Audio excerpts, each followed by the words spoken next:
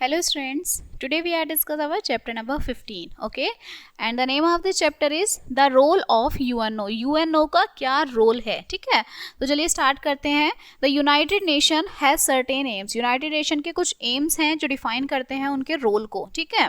So the aim of जो क्या aim है United Nations के to keep peace throughout the world.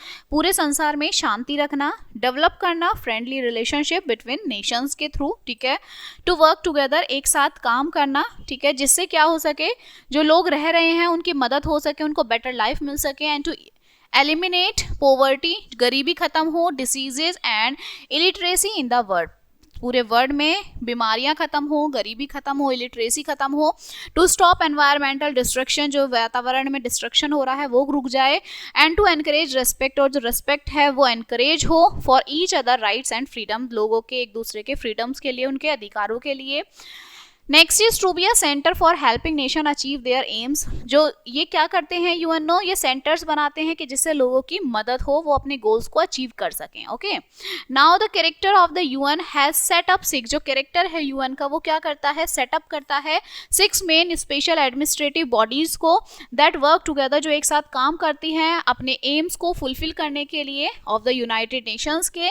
तो these bodies are called the organs of UNO. इन्हें organs of UNO हम कहते हैं. Each organ has its own function, हर एक ऑर्गन का अपना एक फंक्शन होता है. And these organs obey the principles of the United Nation. ये क्या करते हैं, ओबे करते हैं यूनाइटेड नेशंस के प्रिंसिपल्स को, ठीक है. नाउ द प्रिंसिपल्स, अब क्या क्या प्रिंसिपल्स हैं यूनाइटेड नेशंस के. सो ऑल मेंबर्स स्टेट, जितने भी मेंबर्स स्टेट्स हैं, हैव सॉवरेज इक्वालिटी, उन सब में इक्वालिटी होती है, कोई भेदभाव नहीं होता है. ऑल मेंबर्स जो है, सभी जो मेंबर्स हैं, states must obey the character, वो सब एक दूसरे को क्या करते हैं, ओबे करते हैं, ठीक है, एक दूसरे के कैरेक्टर को सम्मान देते हैं. Next, countries must try to settle their difference. Countries क्या है, ट्राई करते हैं कि वो डिफरेंसेस को सेटल कर सकें बाय पीसफुल मीन्स, ठीक है. नेक्स्ट है कंट्रीज मस्ट अवॉइड, जो कंट्रीज हैं वो क्या करती हैं, अवॉइड करती हैं यूजिंग फोर्स और थ्रेटनिंग टू यूज फोर्स, के एक दूसरे को वो फोर्स ना करें किसी भी चीज में. नेक्स्ट है तो यूएन है मे बी नॉट, वो इंटरफेयर नहीं करता इन द डोमेस्टिक अफेयर्स में ऑफ एनी कंट्री, किसी भी कंट्री के एक दूसरे जो अफेयर्स हैं, ठीक है, डोमेस्टिक अफेयर्स हैं, उनमें इंटरफेयर नहीं करता. Country should try to assist the United nation, countries को ट्राई करना चाहिए कि वो यूनाइटेड नेशंस को असिस्ट करें. ओके, नाउ द ऑर्गन्स, अब इनके क्या क्या ऑर्गन्स हैं. So the 6 organs of the UN that function according to the aims and principles of the UN are explain below. 6 organs हैं यूएन के जो क्या करते हैं, फंक्शंस करते हैं, ठीक है, अकॉर्डिंग टू द एम्स, के क्या क्या एम्स है यूनाइटेड नेशन के, क्या क्या उनके प्रिंसिपल है, उन्हीं के बेस पर. तो सबसे पहले आता है हमारा जनरल असेंबली. सो जनरल असेंबली जो है is the most important organ है. ये डिस्कस करता है इंपॉर्टेंट मैटर्स जो रिलेटेड हैं शांति के एंड सिक्योरिटी से रिलेटेड हैं, और बाकी इंटरनेशनल आपका कोऑपरेशन है. ओके, सो जो जनरल आपकी असेंबली है ये आपको मीट्स वंस अ ईयर, साल में एक बार ये इंटरेक्ट करता है, और जो एक्स्ट्रा असेंबलीज होती हैं वो आपकी रेफर्ड हो जाती हैं to as a special session में, and may only be called the secretary general, और उसे क्या बोलते हैं, सेक्रेटरी जनरल बोलते हैं.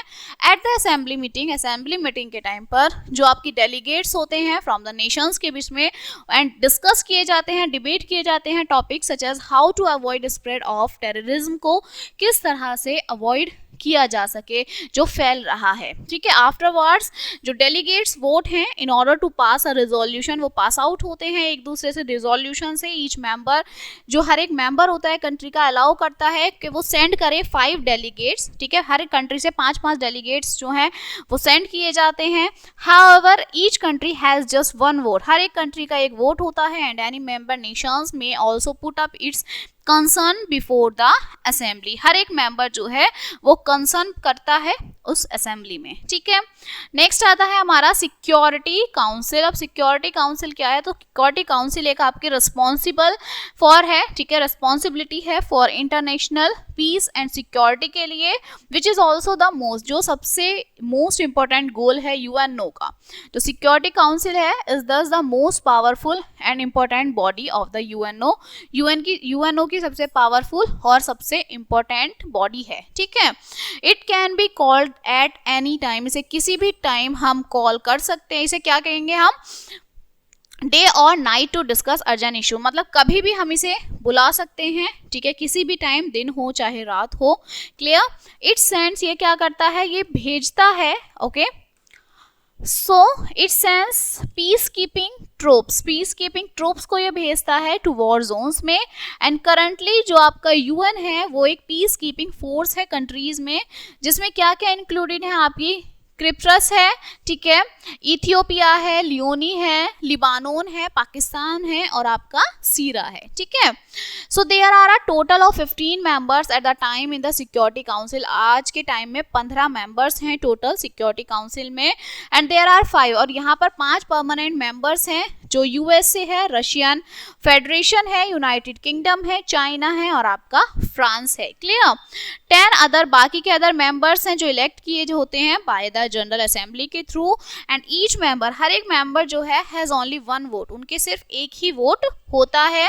द 5 परमानेंट, जो आपके 5 परमानेंट मेंबर्स हैं, ईच हैव वोट पावर, उनके पास एक पावर है कि वो वोट करते हैं।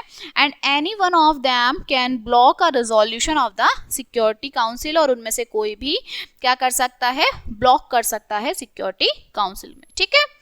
नेक्स्ट है the economic and social counselling. अब देखिए, जो इकोनॉमिक और सोशल काउंसलिंग है वो कंडक्ट करता है research on the international social and economic matter पे, एज वेल एज उसमें कल्चर भी है आपका, उसमें एजुकेशन भी है और उसमें हेल्थ भी आती है, बाकी भी बहुत कुछ आता है।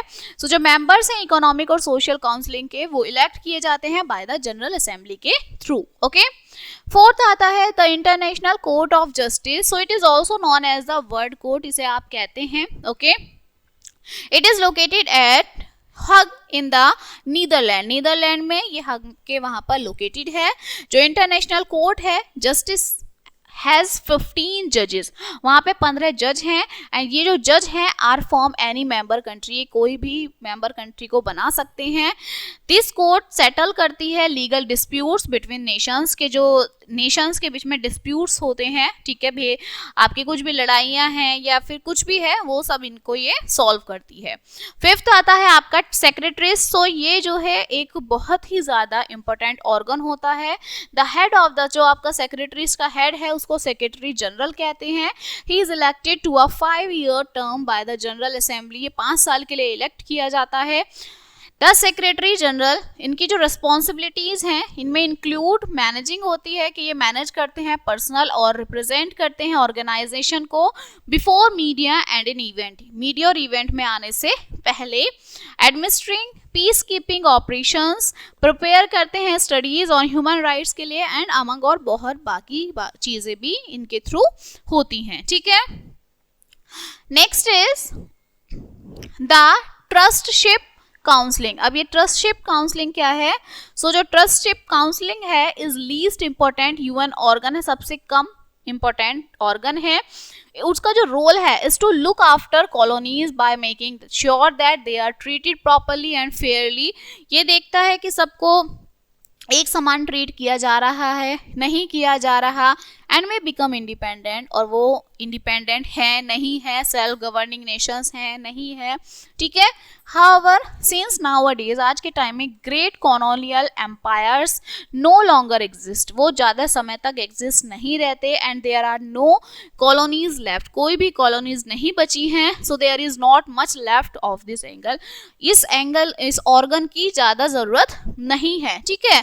जो आपकी ट्रस्टशिप काउंसलिंग है सीज करती है ऑपरेशंस को इन 1994 में, ठीक है। Nevertheless it has not been dismissed, लेकिन इसको डिसमिस्ड नहीं किया गया। क्लियर? नेक्स्ट है आपका specialised agency of the UN. So क्या है स्पेशलाइज्ड एजेंसी आपकी यूएन की?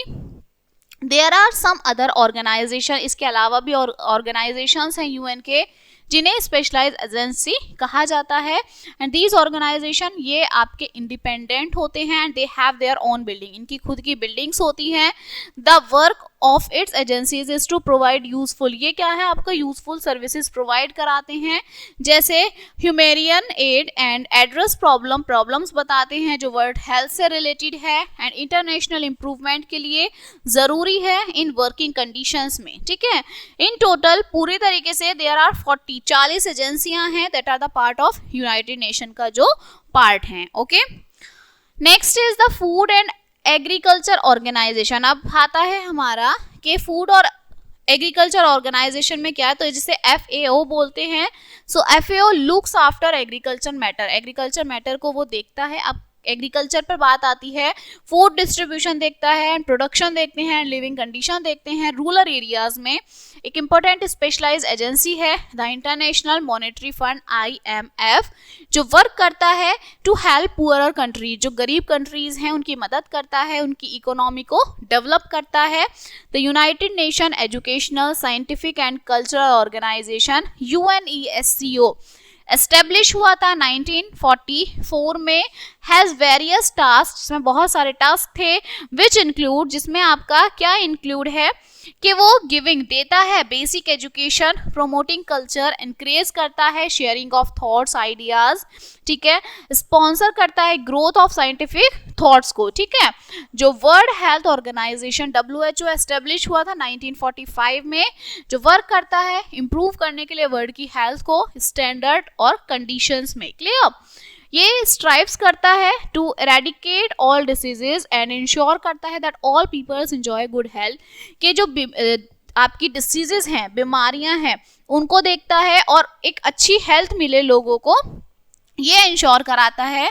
तो जो आपका इंटरनेशनल लेबर ऑर्गेनाइजेशन ILO है, हैज़ द टास्क, उसके पास टास्क है कि वो इंश्योर कराए that all people get equal opportunities and economic security, सबको इक्वल अपॉर्चुनिटी मिले, सबको जो आपकी सिक्योरिटी है वो इक्वल मिले, ठीक है.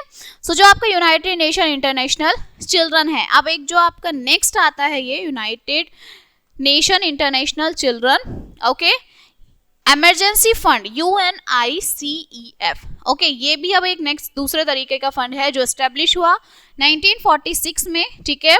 ये वर्क करता है बच्चों के लिए, ठीक है. सो ये tries to improve the health of children, बच्चों की हेल्थ में इम्प्रूव हो, प्रोवाइड कराता है केयर, डे केयर सेंटर्स जैसे आपका आंगनवाड़ है इज इन इंडिया में, एंड गिव एजुकेशन, ये बच्चों को एजुकेशन और उनसे हेल्थ से रिलेटेड प्रॉब्लम्स को देखता है, ठीक है. सो ये सारी हमारी अलग अलग एजेंसीज थी. Now this chapter is completed and let us remember some points of this chapter. United nation aim are to maintain, ये वर्ल्ड पीस को मेंटेन करता है, डेवलप करता है, फ्रेंडली रिलेशनशिप नेशंस के बीच में एक साथ काम कराता है कि वो अच्छे से बेटर लाइफ्स जी सकें, ठीक है. जो चार्टर है UN का, वो उसमें 6 मेन स्पेशल एडमिनिस्ट्रेटिव बॉडीज हैं जिन्हें ऑर्गन्स बोलते हैं UN का, ठीक है. 6 ऑर्गन्स में general assembly, security counselling, economic and social counselling, international court of justice, secretaries और ट्रस्टशिप काउंसलिंग, ये 6 इनके ऑर्गन्स होते हैं.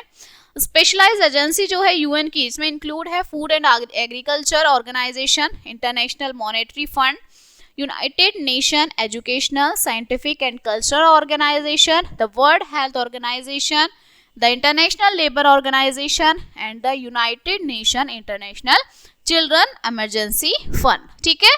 सो ये सारी हमारी एजेंसी जो है वो UN से रिलेटेड है. क्लियर.